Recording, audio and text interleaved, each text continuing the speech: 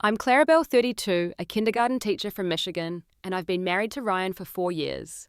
My mother-in-law, Margaret, has disapproved of me from day one because I wasn't from their social circle. 3 days before Thanksgiving, she called with exciting news. She'd invited 35 people to our house for dinner. Ryan agreed without consulting me, expecting me to handle everything alone. After years of disrespect, this was my breaking point. Before I share what happened next, I'd love to know where you're watching from. Hit that like button, subscribe, and let me know in the comments if you've ever had to deal with impossible in-law expectations. Your stories help me feel less alone in this journey. The first time I met Margaret Wilson was at an upscale restaurant in downtown Detroit. Ryan had been nervous all day, checking his appearance repeatedly before we left his apartment. We'd been dating for 6 months, and he'd finally decided it was time for me to meet his mother. I'd heard stories about her, mostly from Ryan's college friends who referred to her as the General, but I tried to keep an open mind. "Just be yourself," Ryan assured me as we pulled up to the valet. "She's going to love you." I smoothed down my navy blue dress, the nicest one I owned, purchased specifically for this occasion. As a kindergarten teacher at a public school in Ann Arbor, my wardrobe consisted mostly of practical clothes that could withstand paint glue and the occasional spilled juice box. The maitre d' led us to a corner table where a striking woman in her late 50s sat, her silver blonde hair cut in an immaculate bob. She wore a cream-coloured St. John knit suit with a single strand of pearls, her manicured fingers adorned with a large diamond ring. When she saw Ryan, her face lit up with a practiced smile that didn't quite reach her eyes. "Darling," she said, rising to air-kiss both his cheeks. Then she turned to me, her gaze sweeping from my sensible heels up to my carefully styled hair. "And you must be Clarissa." "Clarabelle," I corrected gently. "How unusual," she replied, her tone making it clear that unusual wasn't a compliment. That first dinner set the tone for our entire relationship. Between sips of expensive Chardonnay, Margaret peppered me with questions that felt more like an interrogation than polite conversation. "Public school teaching," she mused when I explained my profession. "What a noble sacrifice. The pay must be dreadful, but I suppose it's rewarding in other ways." Before I could respond, she turned to Ryan. "Darling, did you tell Clarabelle about the Foundation's gala next month? The Prestons will be there. You remember their daughter Melissa from Choate? She just finished her residency at Johns Hopkins." The evening continued in this vein, Margaret alternating between subtle digs at my career background and appearance, while repeatedly bringing up accomplished women from Ryan's past or from their social circle. Ryan, to my disappointment, seemed oblivious to her thinly veiled insults, laughing uncomfortably and changing the subject rather than defending me. I came from a different world than the Wilsons. My parents divorced when I was 8, and my mother worked 2 jobs to support us in our modest home in Ann Arbor. From her, I learnt the value of hard work, resourcefulness, and independence. While Ryan had attended exclusive private schools and an Ivy League university, I had gone to public schools and earned a teaching degree from the University of Michigan on scholarships and student loans. I was proud of my accomplishments and the obstacles I'd overcome, but in Margaret's eyes, my background was a liability rather than a strength. Ryan and I had met by chance at a mutual friend's wedding. He was the best man, and I was a bridesmaid for my college roommate, who had married into a wealthy family. During the reception, I'd stepped outside for some air, feeling out of place among the country club crowd when Ryan appeared with 2 champagne flutes. "Weddings are exhausting when you're in them, aren't they?" he said, offering me a glass. We ended up talking for hours that night, missing the bouquet toss and most of the dancing. Ryan was different from the entitled rich boys I'd encountered before. He was intelligent, funny, and seemed genuinely interested in my life and work. When he asked for my number at the end of the night, I gave it without hesitation. Our romance progressed quickly after that. Despite our different backgrounds, we shared similar values, a love of old movies, and the same offbeat sense of humor. 6 months after we started dating, Ryan proposed during a weekend trip to Mackinac Island. I said yes, immediately caught up in the romance of horse-drawn carriages and Victorian architecture. It wasn't until we announced our engagement that I began to understand the full extent of Margaret's disapproval. She insisted on hosting an engagement party at the Detroit Athletic Club, ostensibly to celebrate our news, but in reality to parade Ryan's suitable ex-girlfriends and family friends' daughters before him, like a final offering of alternatives. "Are you absolutely certain, darling?" I overheard her asking Ryan in the coat room. Marriage is such a permanent decision. Remember, your father and I dated for 3 years before we even discussed engagement. Despite her objections, we moved forward with wedding plans. Or rather, Margaret moved forward with them, steamrolling my preferences at every turn. What I had envisioned as a small, intimate ceremony in a botanical garden became a 300-person extravaganza at the country club where Ryan had learned to play golf as a child. My simple lace dress design was vetoed in favour of a designer gown Margaret selected.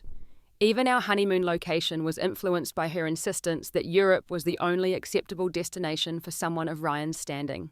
"Just let her have this," Ryan would say whenever I expressed frustration. "It makes her happy and it's easier than fighting." That phrase, "it's easier than fighting," would become the refrain of our marriage. After the wedding, Margaret's interference didn't wane.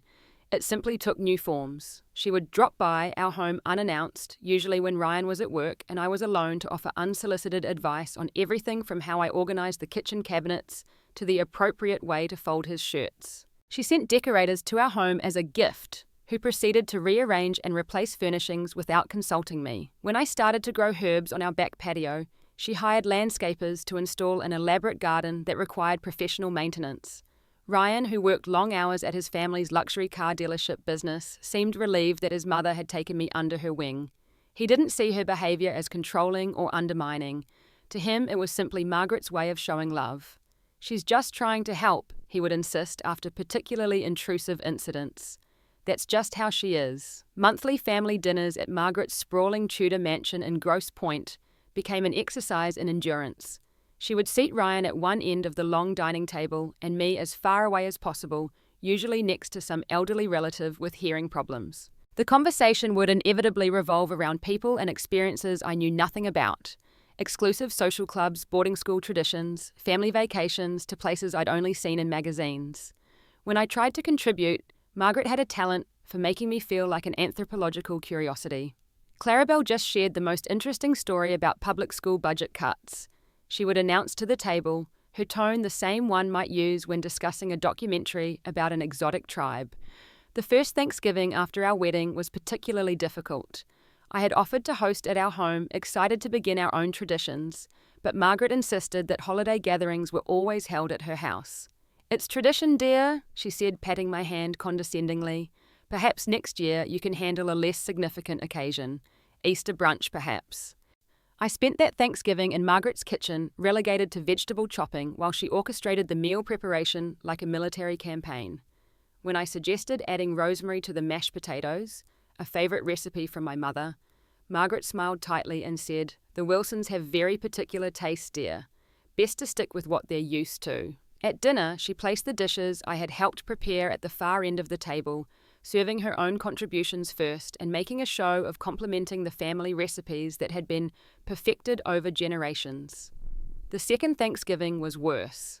Margaret invited several of Ryan's ex-girlfriends and their families, seating one directly across from me and engaging her in animated conversation about shared memories and inside jokes that excluded me entirely. When I finally expressed my hurt to Ryan on the drive home, he sighed and said, "Can we not do this? It's the holidays, Clarabelle."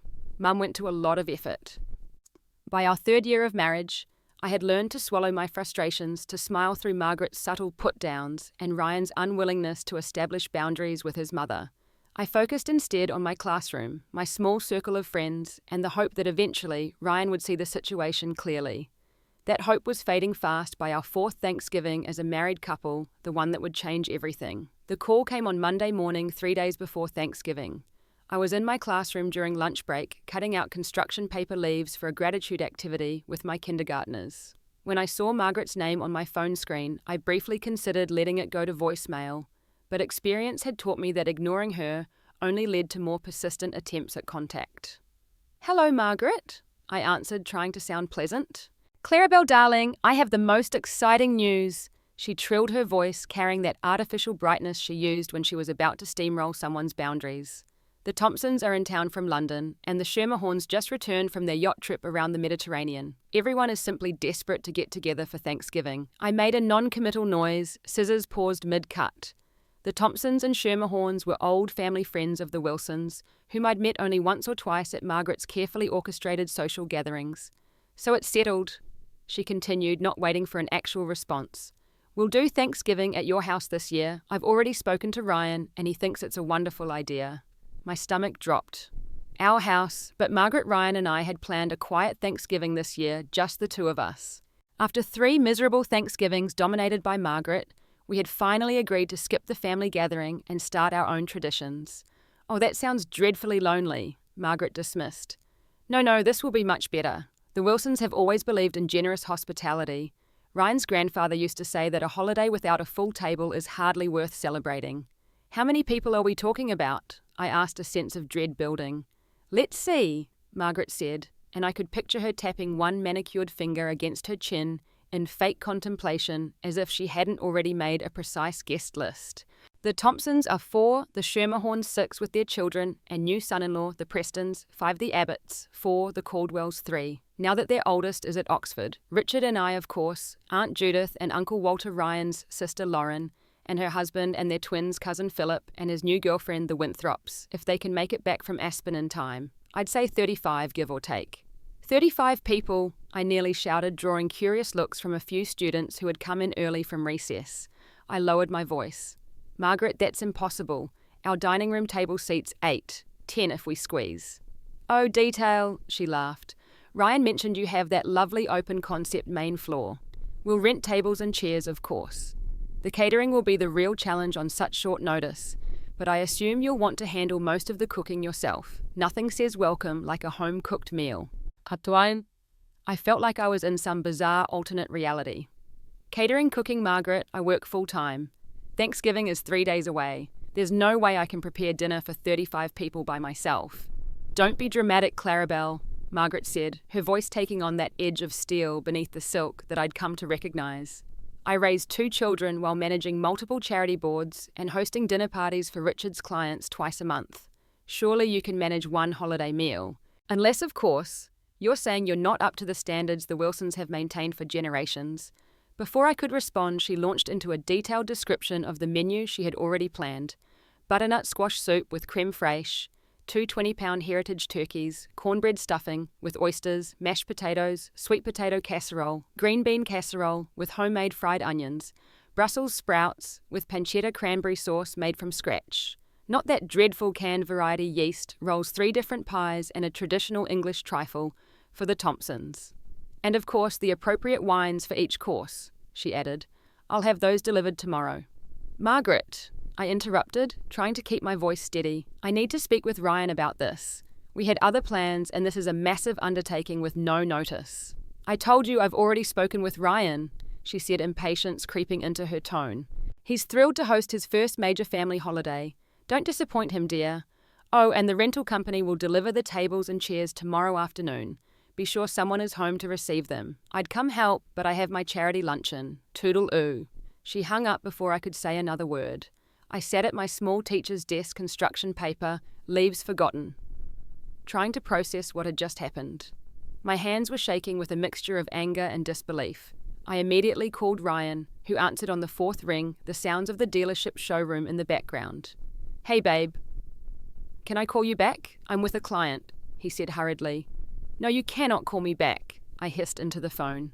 Did you tell your mother we would host Thanksgiving for 35 people at our house? There was a pause, then the sound of a door closing as Ryan presumably stepped into his office. Look, I know it's not what we planned, he began, his voice taking on that placating tone that had become all too familiar. But Mom called and she was so excited about the Thompsons being in town. They only visit every few years and apparently they specifically asked about me. So you agreed to host a massive Thanksgiving dinner without even discussing it with me, after we explicitly agreed to have a quiet holiday, just the 2 of us. I didn't think it was that big a deal, Ryan said. Mom's handling all the arrangements. She just needs you to cook. Just cook, I repeated incredulously. Ryan, she wants 2 20-pound turkeys, 7 side dishes, homemade rolls, and 4 desserts. That's days of work, and where exactly are 35 people supposed to sit in our house? Mom's arranging rental tables and chairs, he said, as if that solved everything. Look, Clarabelle, I know it's not ideal, but it's important to Mom. The Thompsons and Schermerhorns are like family, and they haven't seen our home yet. Can't you just go with it this once? This once. I couldn't believe what I was hearing. Ryan, your mother steamrolls over my boundaries every time we interact. And every time you tell me to, just go with it. I'm your wife, not your mother's personal chef and housekeeper. You're overreacting, Ryan sighed. It's just one dinner. Mom's excited to show off our place to her friends. Can't you be a team player here? A team player? I was nearly speechless. Ryan, we're supposed to be a team, you and me, but lately it feels like the team is you and your mother, and I'm just expected to go along with whatever you two decide. I have to go, Ryan said, clearly uncomfortable with the direction of the conversation. My client's waiting. We can talk about this tonight. He hung up before I could respond, leaving me staring at my phone in disbelief. That evening, when Ryan came home, I was waiting in the living room, a legal pad filled with notes beside me. I'd spent the afternoon making lists of everything that would be needed to pull off the dinner Margaret had planned. Ingredients, cooking schedules, cleaning tasks, rental items, and the resulting document was overwhelming. We need to talk about Thanksgiving, I said as soon as he walked in the door. Ryan loosened his tie and sighed. Can I at least change first? It's been a long day. It's been a long day for me too, I replied, but gestured for him to go ahead. I'll be right here. When he returned in sweatpants and a University of Michigan t-shirt, I handed him my notes. This is what your mother's plan would entail. 2 full days of shopping and prep work, cooking that would start at 5 a.m. on Thanksgiving Day. A completely reorganized living room and dining room to accommodate rental tables. At least $600 in groceries alone, not counting the wine she's ordering or the rental costs. And I'd be doing all of this by myself since you just informed me that you have important client meetings tomorrow and Wednesday. Ryan glanced at the list and shrugged. So we'll be busy for a couple of days. It's not the end of the world. Not we, Ryan. Me. I'll be busy. You'll be at work, and then you'll come home to a clean house and a gourmet meal that I somehow produced while also working full-time until Wednesday. What do you want me to say? He asked, a defensive edge creeping into his voice.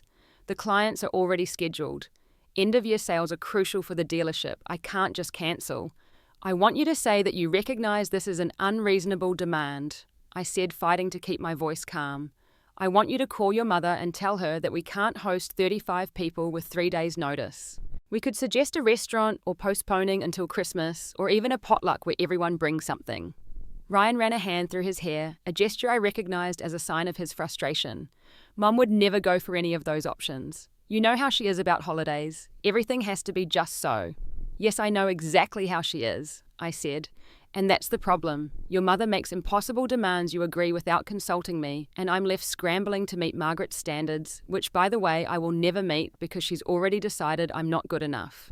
That's not fair, Ryan protested.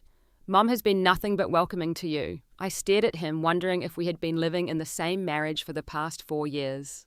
Welcoming Ryan. She corrects the way I speak, criticizes my cooking, rearranges our furniture when I'm not home, and constantly reminds everyone that I come from a different social background than you.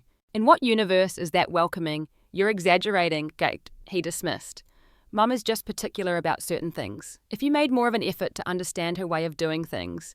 No. I interrupted, a sense of clarity suddenly washing over me. No, I'm not the one who needs to make more of an effort. I have bent over backwards for 4 years trying to please your mother. I've endured her criticism, her passive-aggressive comments, her constant undermining. And not once, Ryan, have you stood up for me. What did you expect me to do? He asked, throwing his hands up. Start a family war. Mom is who she is. It's easier to just go along with what she wants. Easier for whom? I asked quietly. Because it hasn't been easy for me. It's been 4 years of feeling like I'm not good enough, like I'm constantly failing some test I didn't sign up for. And the worst part is my own husband won't even acknowledge that there's a problem. Ryan's face softened slightly. Look, I know Mom can be difficult, but she means well. This Thanksgiving dinner is her way of including us in the family traditions. No, it's her way of asserting control, I corrected.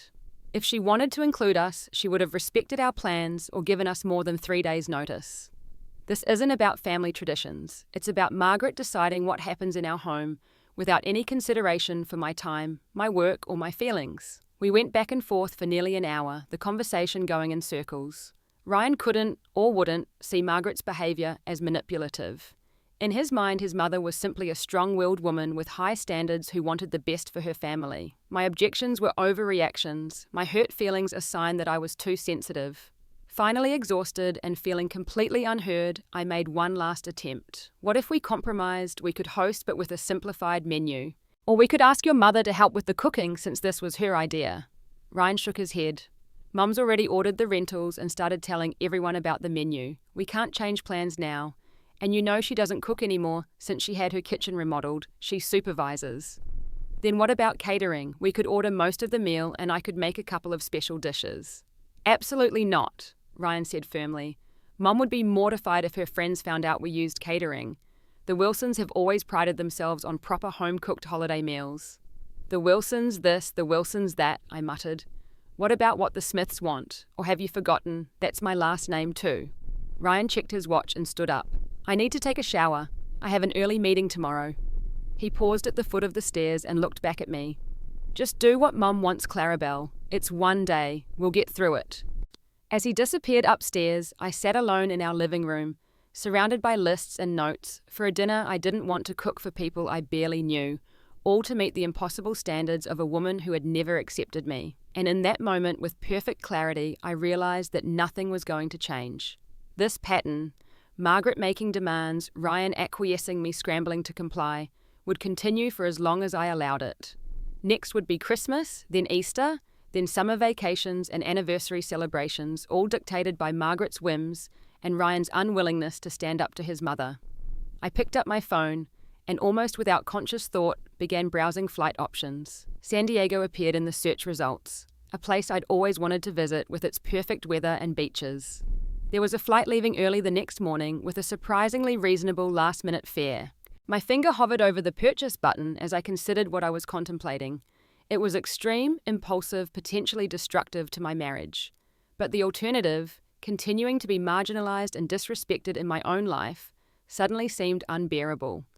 The shower turned off upstairs. In a few minutes, Ryan would return, expecting the matter to be settled, assuming I would fall in line as I always had before. I took a deep breath and pressed purchase. I woke before dawn the next morning, my small suitcase already packed and hidden in the trunk of my car.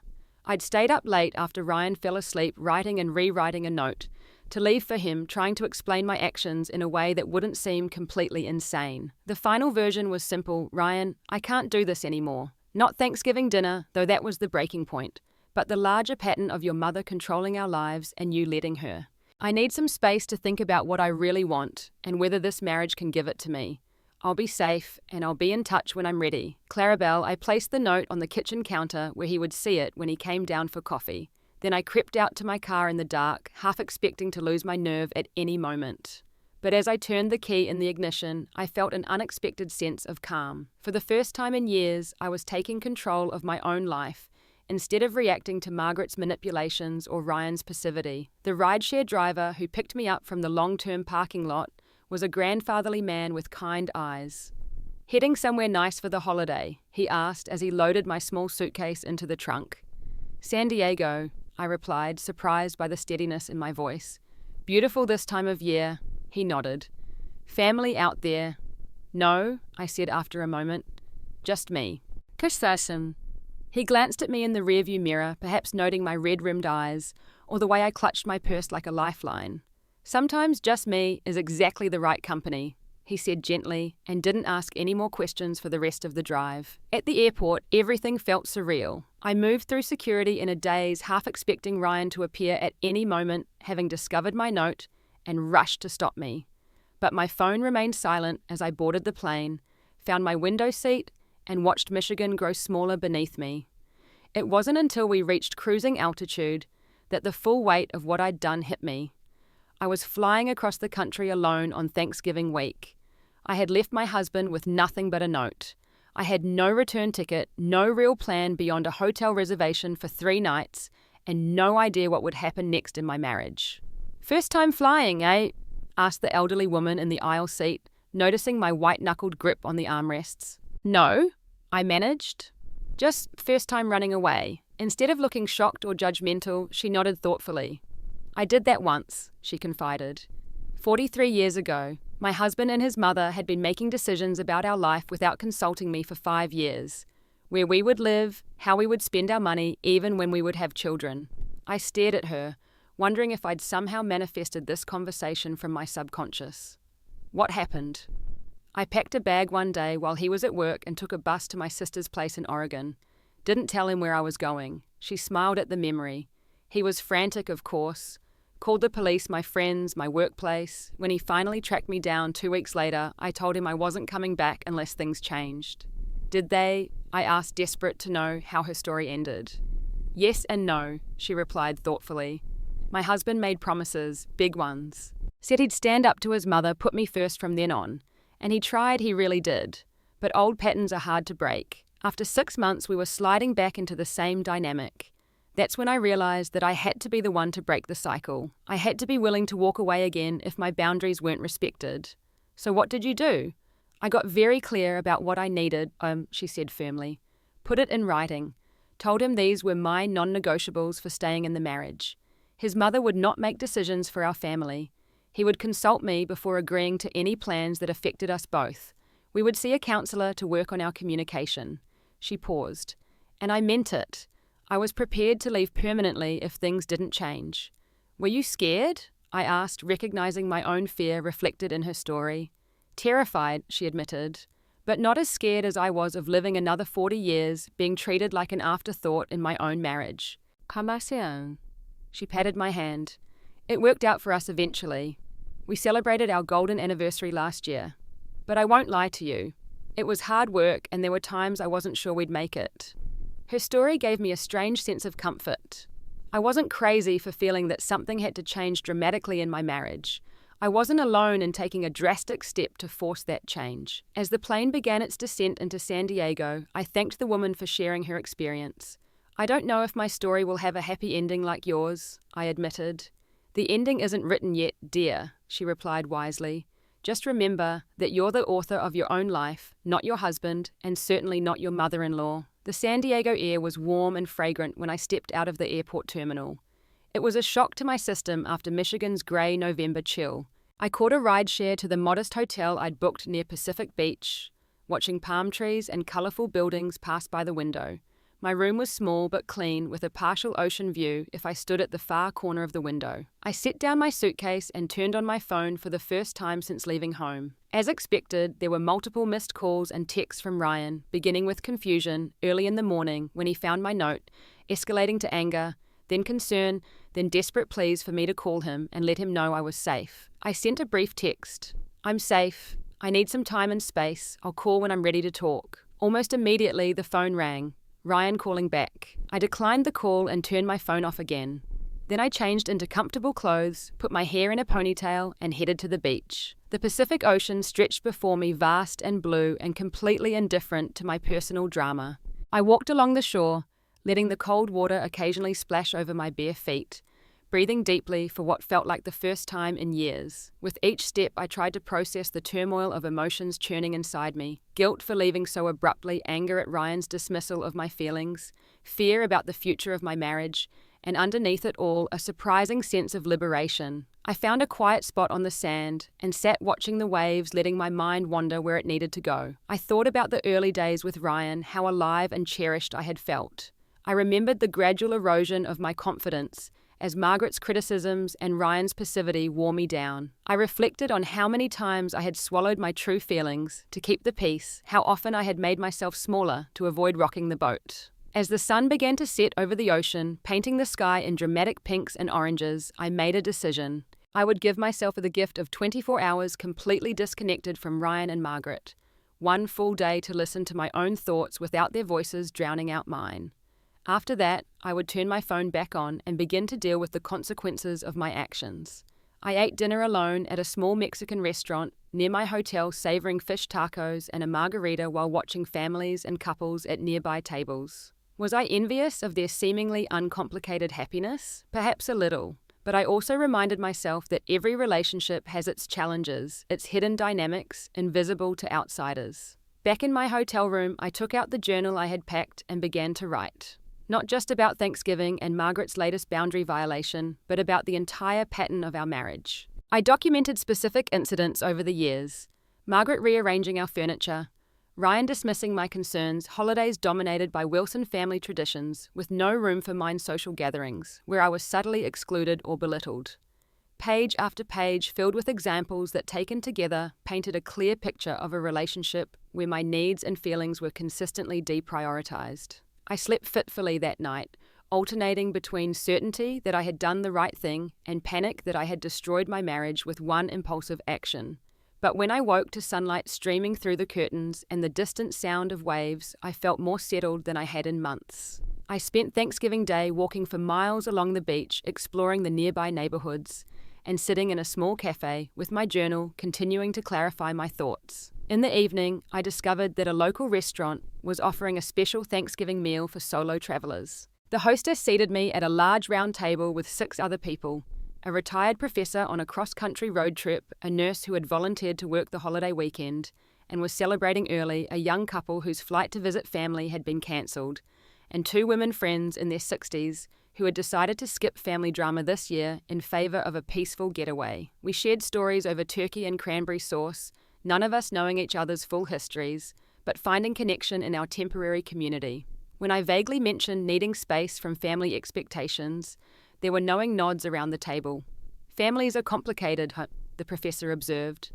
Sometimes the kindest thing you can do, for yourself and for them, is to step away for a while. By the time I returned to my hotel room that night, I felt ready to face reality again. I turned on my phone to find dozens more messages from Ryan, ranging from angry, "I can't believe you would do this to me," to frightened, "Please, just let me know you're alive," to resigned, "I guess you need time. I'm trying to understand." There were also voicemails from Margaret, each one more indignant than the last. The final one, left just an hour earlier, made my blood boil. "Clarabelle, this childish behaviour is absolutely unacceptable," Margaret's crisp voice declared.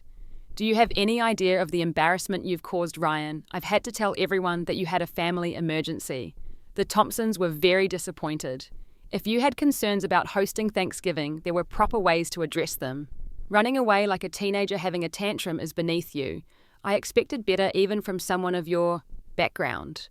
Call Ryan immediately. He's beside himself. There were also missed calls from Ryan's sister Lauren, which surprised me. We had always been friendly, but never particularly close. She had left a single voicemail. "Clarabelle, it's Lauren. I heard what happened. Call me when you can, and for what it's worth, I get it. Take care of yourself." I didn't feel ready to speak to Ryan directly yet, so I sent him another text. "I'm still safe. I'm taking some time to think. I'll call tomorrow." His reply was immediate. "Where are you? Please just tell me that much." After a moment's hesitation, I responded, "San Diego, I have a hotel room. I'm fine." "San Diego," he texted back. "That's across the country, Clarabelle. This is insane. Whatever issues we have, we can work them out. You didn't need to run away." I turned off my phone again, not ready for the conversation that would inevitably follow. Instead, I returned to my journal now with a clearer purpose. I began listing what would need to change for me to return to our marriage. 1. Ryan must acknowledge the pattern of his mother overstepping boundaries. 2. He must commit to consulting me before making plans that affect both of us. 3. We need couples counselling to address our communication issues. 4.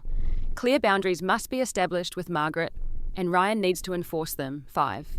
Our home needs to be our space, not an extension of Margaret's domain. 6. My background, career, and preferences must be respected, not treated as deficiencies. Looking at my list, I wondered if I was asking for the impossible. Could Ryan really change patterns established over a lifetime?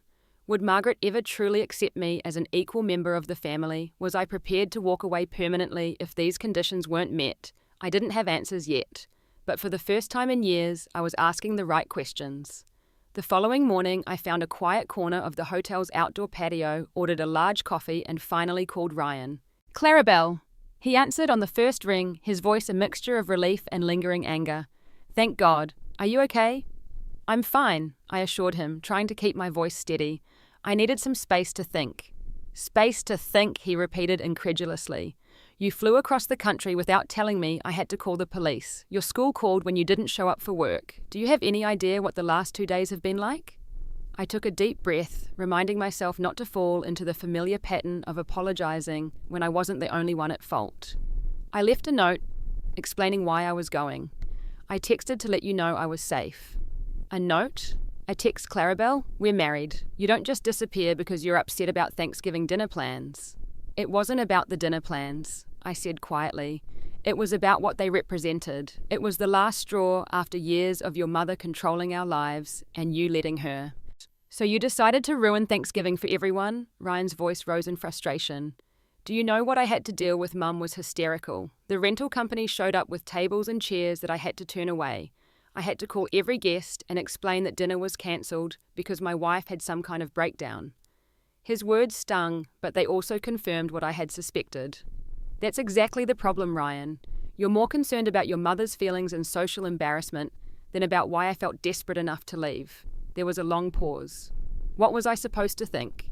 He finally asked, his tone slightly less defensive. You've never done anything like this before. I thought something terrible had happened to you until I found your note. I'm sorry for frightening you, I said sincerely. That wasn't my intention, but I need you to understand that I left because I felt completely unheard and disrespected in our marriage. The Thanksgiving demand was just the breaking point. I don't understand how we went from discussing dinner plans to you flying to California, Ryan said, genuine confusion in his voice. If you were that upset, why didn't you just say so? I nearly laughed at the absurdity of his question. I did say so, Ryan. I've been saying so for 4 years. Every time your mother oversteps, every time you dismiss my concerns as overreacting, every time you choose appeasing her over supporting me. But you never really hear me. That's not fair, he protested. I love you. I want you to be happy. Do you? I challenged gently. Because from where I'm standing, it seems like what you want is for me to go along with whatever makes your mother happy regardless of how it affects me. That's not, he began, then stopped. After a moment, he asked in a quieter voice, is that really how you see our marriage? Yes, I admitted, feeling a wave of sadness. For a long time now. The line went silent except for the sound of Ryan's breathing. Finally, he asked, so what happens now? Are you coming home? It was the question I'd been wrestling with since I'd stepped onto the plane. I don't know yet, I said honestly. I need things to change, Ryan. Really change, not just temporary adjustments, until your mother pushes again and we fall back into the same patterns. What kind of changes? He asked cautiously. I took a deep breath and began outlining the list I had made the night before. The acknowledgement of the problem, the commitment to consultation, the need for counselling, the boundaries with Margaret. As I spoke, I braced myself for his defensive reaction, for the familiar dismissal of my concerns. Instead, after a long pause, Ryan said something that shocked me. I've been talking to Lauren. She said some things that made me think. What kind of things? She said she wasn't surprised you left, he admitted reluctantly. She said Mom has always been controlling, but it's gotten worse with you because she feels threatened. Lauren thinks I've been enabling it. The fact that Ryan could even articulate this concept gave me a flicker of hope. What do you think? I asked carefully. I think, he began, then stopped. I could almost see him running a hand through his hair in that familiar gesture of discomfort. I think maybe there's some truth to it. When Mom called about Thanksgiving, my first thought was that you wouldn't want to do it, but it seemed easier to just say yes than to deal with her reaction if I said no. Easier for whom? I pressed. For me, he acknowledged. Not for you, I see that now. There was another pause. Mum's been calling constantly, demanding to know where you are, saying you're being childish and manipulative. But last night, Dad pulled me aside and said something that really hit me. He said, your mother has driven away every woman you've ever cared about. Don't let her drive away your wife too. I was stunned. Richard, Margaret's husband of 35 years, had never openly criticised her behaviour before. Did she hear him say that? I asked. No, Ryan replied. He waited until she was upstairs. Then he told me that he loves Mum, but she's always been possessive of me in a way that isn't healthy. He said he regrets not setting better boundaries early in their marriage. This unexpected alliance gave me courage to push further. And what do you think about all this? Ryan sighed heavily. I think I'm starting to see what you've been trying to tell me. About Mom crossing lines, about me not standing up for you. It was easier not to see it before. Easier to think you were just being sensitive. And now I'm sitting in an empty house on Thanksgiving weekend because my wife felt so disrespected that she flew across the country to get away from me, he said with surprising self-awareness. That's not normal and it's not okay. Something has to change. Yes, I agreed softly. It does. Will you come home so we can figure this out together? He asked, a note of pleading entering his voice. I closed my eyes, considering. Part of me wanted to rush back to believe that this one conversation had solved everything. But the wiser part knew that real change would require more than words. I need a few more days, I decided. I'm not ready to come home yet. I need to be sure this isn't just a temporary reaction to my leaving. I need to know you're really willing to make difficult changes, not just say what I want to hear to get me to come back." Ryan was quiet for a moment. "I understand," he finally said. "I don't like it, but I understand. When will you come back?" "I have a hotel room through Sunday," I told him. "I'll book a flight home for Monday." "Okay," he agreed reluctantly. Can we keep talking until then? On the phone, I mean." "Yes," I said. "I think that would be good." After we hung up, I sat looking out at the palm trees swaying in the gentle breeze, feeling cautiously hopeful. The conversation had gone better than I had dared to expect. Ryan seemed to be genuinely reflecting on his behaviour and the dynamics with his mother. But I reminded myself that words were easy. The real test would be whether he could translate this new awareness into consistent action. I decided to call Lauren, Ryan's sister. Her voicemail had intrigued me, and now I was curious about what she had said to Ryan. She answered quickly. "Clarabelle, are you okay? Where are you?" "I'm fine," I assured her. "I'm in San Diego. I just needed some space to think." "San Diego, wow." She sounded impressed rather than judgmental. "That's further than I got when I had my breaking point with Mum. I only made it to Chicago." "You had a breaking point too?" I asked, surprised. Lauren laughed, but there was little humour in it. "Oh, absolutely. 3 years ago, when Mum tried to redecorate our house as a surprise while Tom and I were on vacation. I came home to find my living room furniture in the garage and a decorator installing pieces I hated, but Mum thought were more appropriate for someone in Tom's position." "What did you do?" I was fascinated by this parallel experience I'd known nothing about. "I lost it," Lauren admitted. "Kicked the decorator out, called Mom, and told her she was no longer welcome in my home until she could respect my boundaries, and then drove to Chicago to stay with my college roommate for a week while I figured out what to do." Tom was completely supportive, thank God. Unlike my brother, he's never had trouble standing up to Mom. "I had no idea," I said. "You two always seem to get along so well at family gatherings." "We do now," Lauren agreed, "because I stopped allowing her to control my life." It took about 6 months of very limited contact, some very difficult conversations, and a few dramatic exits when she tested boundaries, but eventually she adjusted. Our relationship is actually better now, healthier, because she knows where the lines are and what happens if she crosses them. "Do you think Ryan can learn to set boundaries with her?" I asked the question that had been haunting me. Lauren was quiet for a moment. "I think he can," she said finally, "but it won't be easy and it won't happen overnight. Ryan has always been Mom's favourite, her golden boy.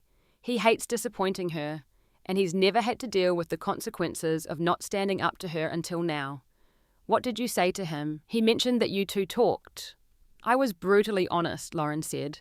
"I told him that Mom has been undermining your marriage from day one, and he's been letting her do it.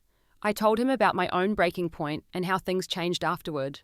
And I told him that if he doesn't grow a spine and set some serious boundaries with Mum, he's going to lose you. And it will be his fault, not yours." Her frankness was refreshing after years of everyone tiptoeing around the issue. "Thank you," I said sincerely, "for understanding and for talking to Ryan. I was starting to think I was crazy for feeling the way I did." "You're not crazy," Lauren assured me. "Mom is a classic narcissistic mother, and Ryan is her enabler.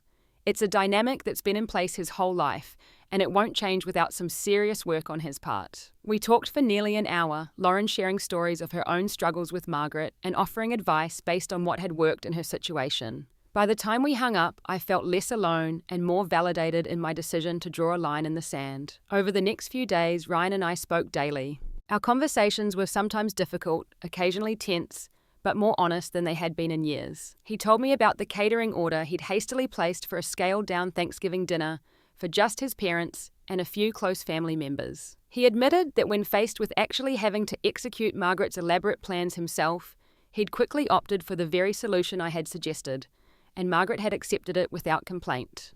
"That's the thing I'm starting to see," he said during our Saturday call.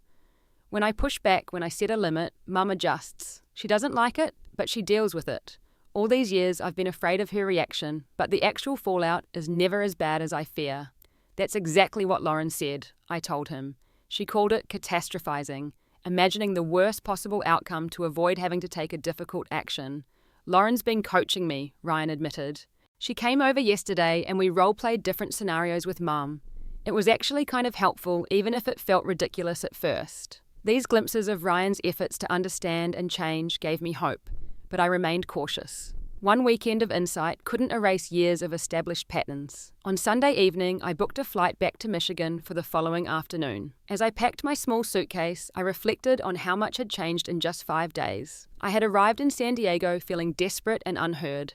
I was leaving with a clearer sense of my own worth and what I needed from my marriage. Before boarding my flight on Monday, I sent Ryan a text. "Coming home today. Flight lands at 8:15 p.m. We have a lot to talk about." His response was immediate. "I'll be at the airport." And yes, we do. The Detroit airport was chilly and grey when I landed, a stark contrast to the golden sunshine I'd left behind in California. As I exited the secure area, I spotted Ryan immediately standing awkwardly with a small bouquet of daisies. My favourite flowers, not the roses he usually bought when he was in trouble. It was a small detail, but a meaningful one. "Hi," he said as I approached, his eyes searching my face. "How was your flight?" "Long," I replied, accepting the flowers with a small smile. "Thank you for these." The drive home was quiet, filled with the kind of tense anticipation that precedes an important conversation. When we arrived at our house, I noticed immediately that something was different. The living room had been rearranged, not in the formal, uncomfortable way Margaret had insisted upon, but back to the cozy configuration I had originally preferred. "You moved the furniture," I observed. Ryan nodded. "I remembered how much you hated the way Mom repositioned everything. This was how you had it before, right?"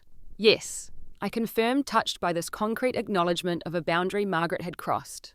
"It's nice to see it back this way." We settled in the living room, me on the couch and Ryan in the adjacent armchair, a deliberate distance between us. For a moment, neither of us seemed to know how to begin this crucial conversation. Finally, Ryan spoke. "I've been doing a lot of thinking since you left. About our marriage, about my relationship with Mum, about the patterns Lauren pointed out to me." He ran a hand through his hair nervously. "I wasn't a good husband to you, Clarabelle. I didn't stand up for you when Mom crossed lines. I dismissed your feelings because it was easier than confronting her. I put her comfort above yours over and over again." I nodded, not trusting myself to speak yet. "I can't promise I'll get it right all the time going forward," he continued. "This pattern with Mom goes back to my childhood. But I can promise that I'm committed to changing it. I want our marriage to work. I want you to feel valued and respected. And I'm willing to do whatever it takes to make that happen." "What about your mother?" I asked, addressing the elephant in the room. "Have you spoken to her since I left?" Ryan's expression tightened. "Yes, it didn't go well." "Tell me," I encouraged. "She came over the day after Thanksgiving demanding to know where you were saying we needed to get you under control." He grimaced at the memory. "For the first time, I really heard how she talks about you. Not as my wife, not as a person with valid feelings, but as some kind of problem to be managed." "And what did you say?" This was the crucial question, the one that would tell me whether anything had really changed. "I told her that her behaviour was a big part of why you left," he said. "I told her that for years she's been disrespectful toward you, controlling about our lives, and I've allowed it because it was easier than standing up to her. But that was going to stop effective immediately." I stared at him, stunned by this direct confrontation I'd never thought him capable of. "She didn't take it well," Ryan continued with a wry smile. "There were tears, accusations, the whole after everything I've done for you speech. When that didn't work, she switched to, Clarabelle is manipulating you, turning you against your family. I told her that you are my family, and if she wants to be part of our lives going forward, she needs to accept that and treat you with respect." "What did she say to that?" I asked, barely breathing. "She stormed out," Ryan said.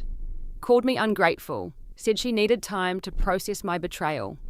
Lauren says that's typical narcissistic behaviour when boundaries are set, making themselves the victim.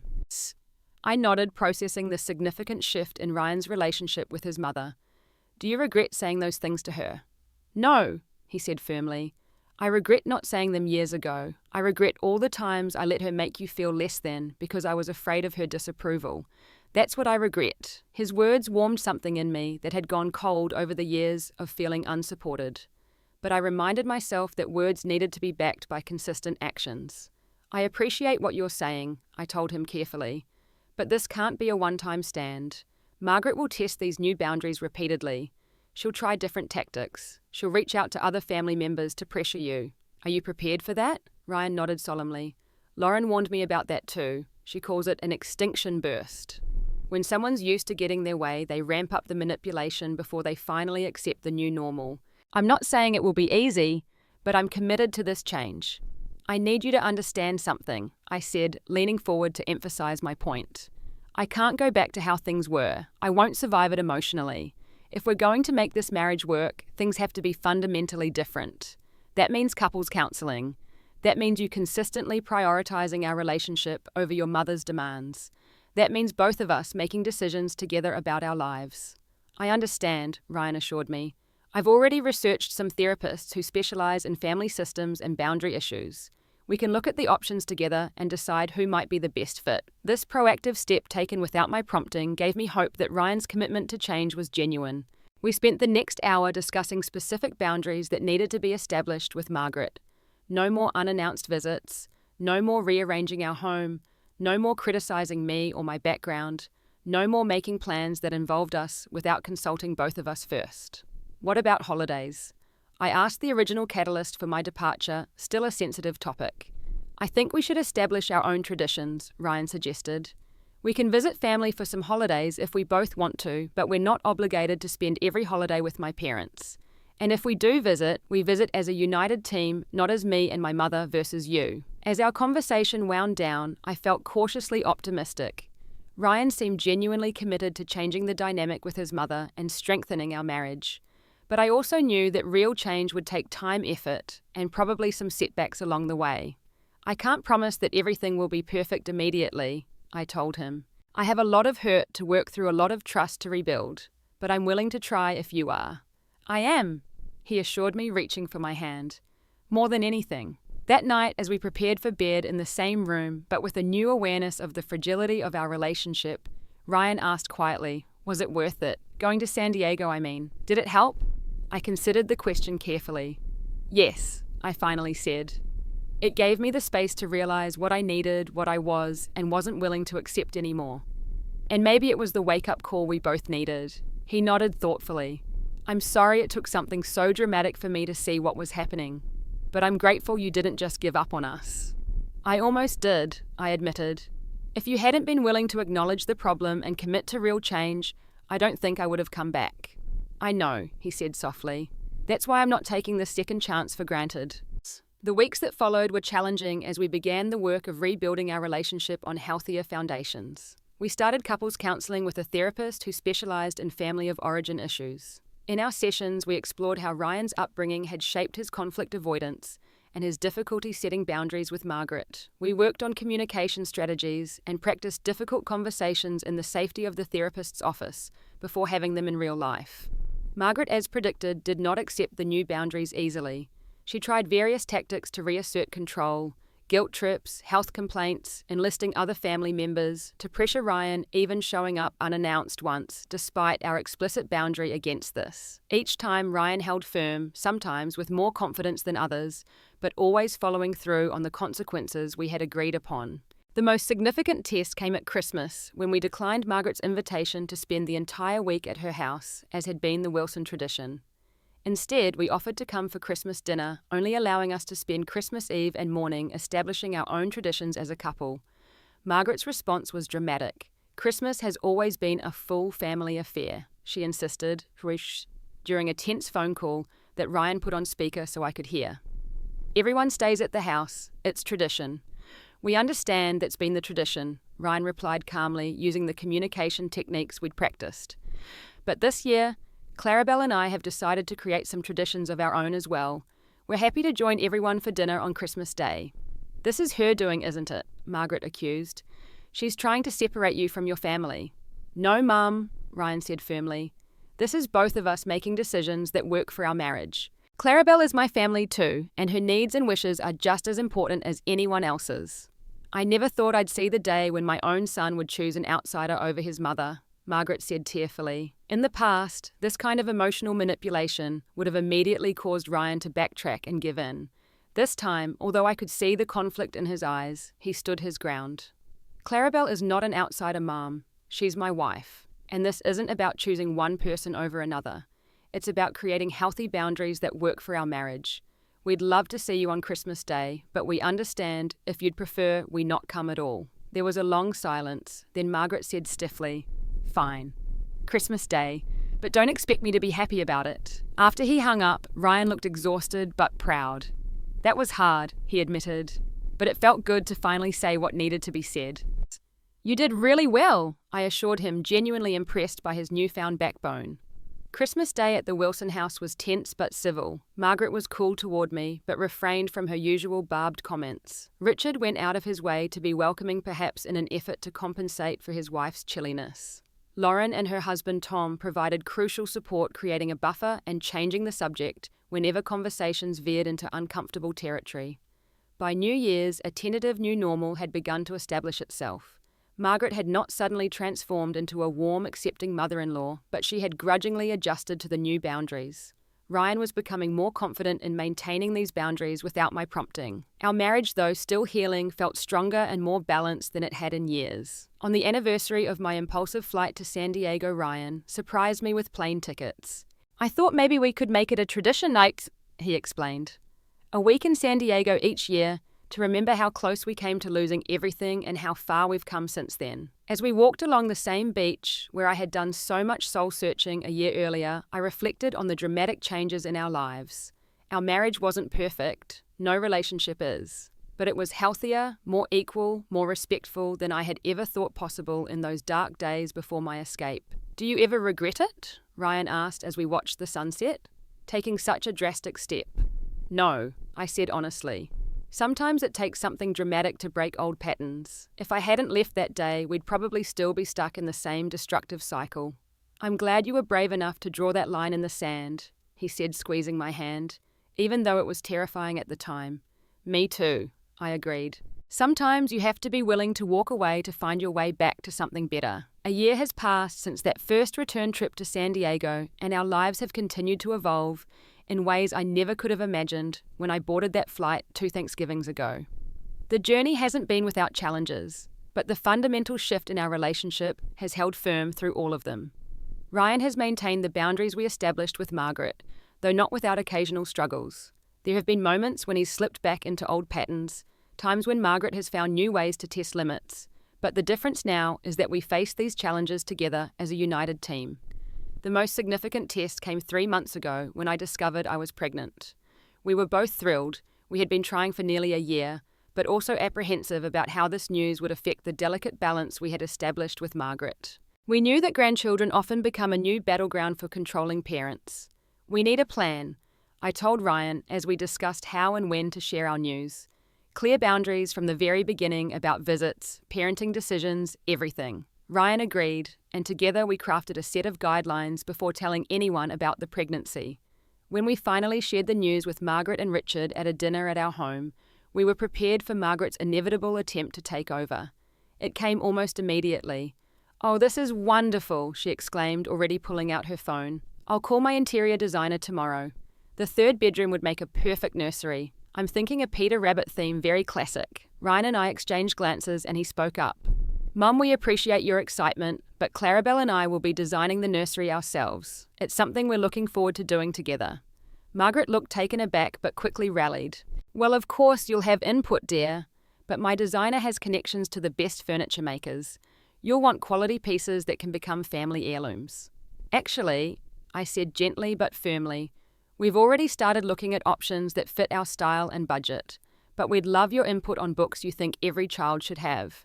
I remember Ryan mentioning how much he loved the stories you read to him when he was little." This redirection, acknowledging Margaret's desire to be involved while maintaining our boundaries, was a technique our therapist had helped us develop.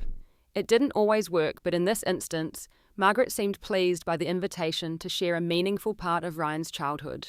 As the pregnancy has progressed, we've continued to navigate Margaret's attempts to overstep, while finding appropriate ways for her to be involved as a grandmother. It hasn't been perfect, but it's been manageable, largely because Ryan no longer leaves me to deal with his mother alone. Our marriage has grown stronger through each challenge. The couples counselling we began after my return from San Diego evolved into individual therapy for both of us. Ryan working through his people-pleasing tendencies and fear of confrontation, me addressing the resentment and insecurity that had built up over years of feeling sidelined in my own marriage. Last Thanksgiving, the 2-year anniversary of my flight, we hosted dinner at our home. Not for 35 people, but for a small group including my aunt and uncle from Pennsylvania, Ryan's sister Lauren and her family, and yes, Margaret and Richard. It was my decision to include them, a gesture of reconciliation, now that healthier boundaries were in place. The dinner wasn't without tension, but it was civil, even pleasant at times. Margaret brought a single dish, her famous cranberry relish, rather than attempting to control the entire meal. She complimented my turkey, which felt like a small miracle. There were moments when I caught her starting to criticize something, then visibly stopping herself. Progress, not perfection. After everyone left, Ryan and I sat on the couch, my feet in his lap, my hand resting on my growing baby bump. Would you believe me if I told you that 2 years ago I ordered a last-minute catered Thanksgiving dinner and had it delivered to Mom's house after you left? Ryan asked with a rueful smile. Really? I laughed. After all that drama about home-cooked meals being a Wilson tradition? Yup. And you know what? No one cared. The food was great. Everyone was happy and the world didn't end because it came from a restaurant instead of being made from scratch. That's the thing about most of these traditions and rules, I observed. They only have the power we give them. Ryan nodded thoughtfully. I keep thinking about what my life would be like if you hadn't taken that flight. If you had just given in, cooked that ridiculous dinner, and continued swallowing your feelings to keep the peace. We'd still be stuck in that toxic pattern. I might never have realized what I was losing until it was too late. Sometimes the bravest thing you can do is walk away, I said, echoing the wisdom I had discovered during those solitary days in San Diego. Not as manipulation, not as punishment, but as a way of saying that you value yourself too much to accept being devalued by others. I'm just grateful you gave me a chance to change, Ryan said gently, rubbing my swollen ankles. To be the husband you deserved all along. We both changed, I acknowledged. I found my voice, my boundaries. I learnt that loving someone doesn't mean accepting mistreatment. As we prepare to welcome our child in the spring, I often reflect on the journey that brought us here. That desperate flight to San Diego wasn't an ending as I had feared at the time, but a beginning. It was the catalyst that forced us both to confront patterns that were destroying our marriage and to build something healthier in their place. Margaret remains Margaret, still opinionated, still sometimes difficult, but the power dynamic has fundamentally shifted. She no longer dictates our choices or undermines my position in my own marriage. Ryan no longer places her preferences above mine. We've found a balance that allows for family connection without sacrificing our autonomy as a couple. If there's one lesson I hope to pass on to our child, it's the value of healthy boundaries. The understanding that love doesn't require self-erasure. The courage to walk away from situations that diminish your worth even when walking away is terrifying. Because sometimes the path forward requires a detour. Sometimes healing begins with a single brave step, or in my case, a cross-country flight on a cold November morning. Have you ever had to take a drastic step to change an unhealthy dynamic in your life? I'd love to hear your stories in the comments below. Don't forget to like this video if it resonated with you, subscribe to hear more stories about setting boundaries and finding your voice, and share with anyone who might need to know they're not alone in their struggles with difficult family relationships. Thank you for being part of this journey with me, and remember, you deserve to be valued and respected in every relationship in your life.